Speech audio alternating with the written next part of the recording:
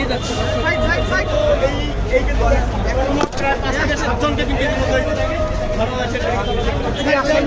ভাই, আমি কি আসামি? কি সমস্যা? কি সমস্যা? আপনাকে কেন নিয়ে যাওয়া হচ্ছে? যে ঘটনা ঘটে পুলিশের ছাত্রদের সংঘর্ষে ধরে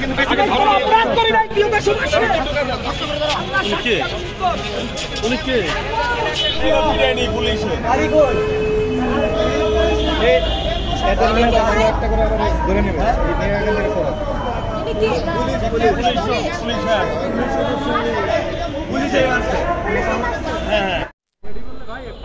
বাইশশো ভিকটিম পুলিশ পরিবার তারা বিগত আওয়ামী লীগ সরকারের আমলে বিভিন্ন ছোটোখাটো কারণে তাদেরকে বিভিন্ন ক্যাটাগরিতে বিভক্ত করে চাকরিচ্যুত করা হয়েছে।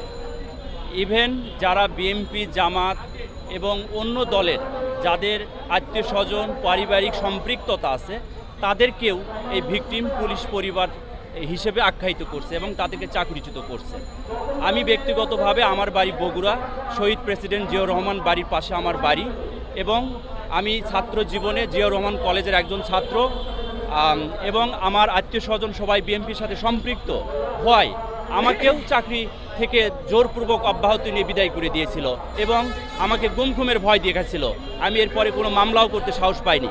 তো আমার কথা হলো, এটা অনেক আগে হেফাজতের আন্দোলনের পরে, তো আমার কথা হলো এই 2000 ভিকটিম পুলিশ পরিবার যারা পুলিশ হেডকোয়ার্টার্স, যারা আজও বাংলাদেশ পুলিশকে যদি অ্যানালাইসিস করা হয়, আমরা যদি একটু অ্যানালাইসিস করি, ইন্সপেক্টর থেকে আইজি স্যার পর্যন্ত অনেক আমাদের অফিসার আছে দুর্নীতিগ্রস্ত, তাদের সম্পদের হিসাবের কোনো মাত্রা নেই।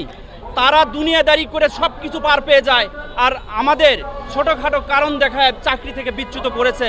এটা অমানবিক এবং মানবাধিকারের লঙ্ঘন।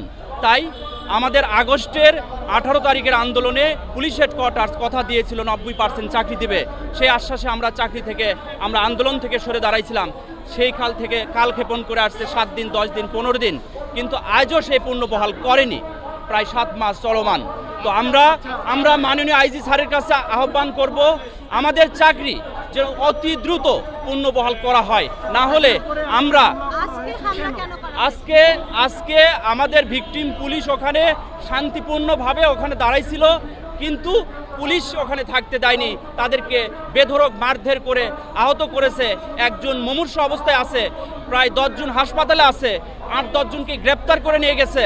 তো আমি 8 থেকে 10 জন আমার যতটুকু জানা, এই হাসপাতালে একজন মুমূর্ষ অবস্থায় এবং 7-8 জন হাসপাতালে নিয়ে গেছেন।